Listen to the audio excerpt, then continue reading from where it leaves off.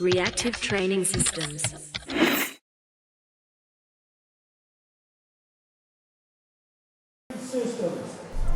Back when I was in school, we had a saying, systems drive behavior.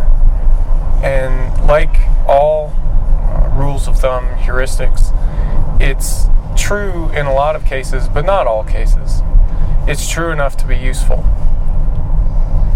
It's also true in the context of coaching, programming, training for strength.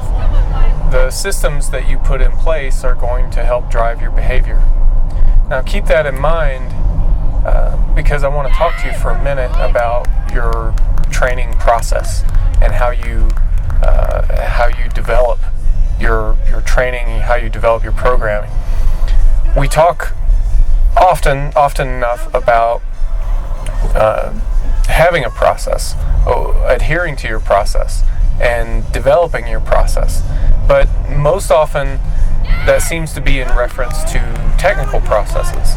A process for setting up under the bar when you squat, a process for how you set up a deadlift or something along those lines.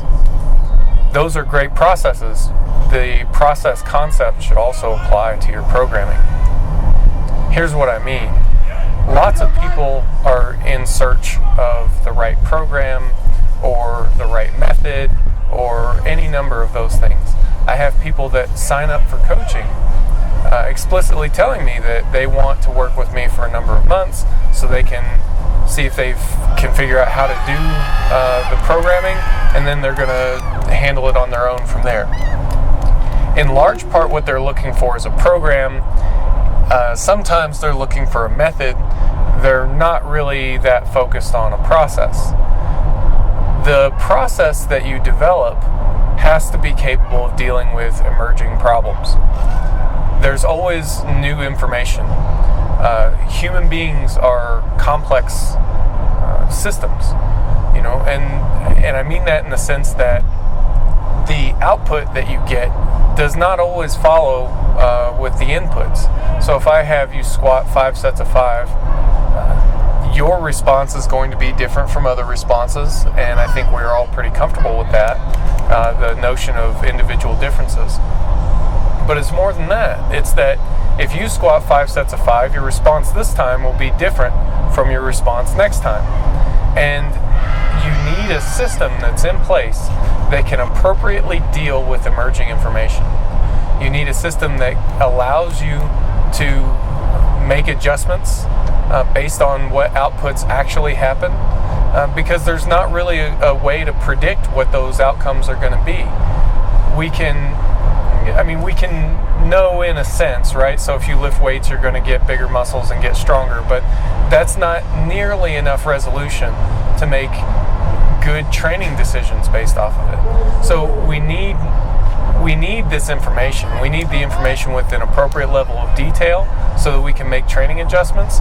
And that level of detail that we need is not something that's predictable.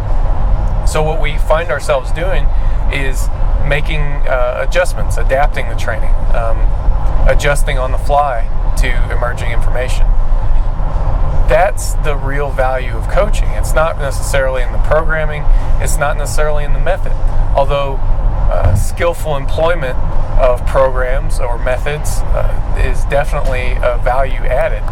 But the main value, the real thing that a coach, even if you're self-coached, that a coach brings to the table is adjustment to emerging information.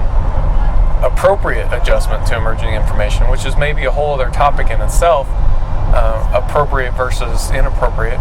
But having that sort of response is essential to ideal progress, to optimal progress, if you want to call it that, to getting where you need to go in the best way possible. You have to adapt.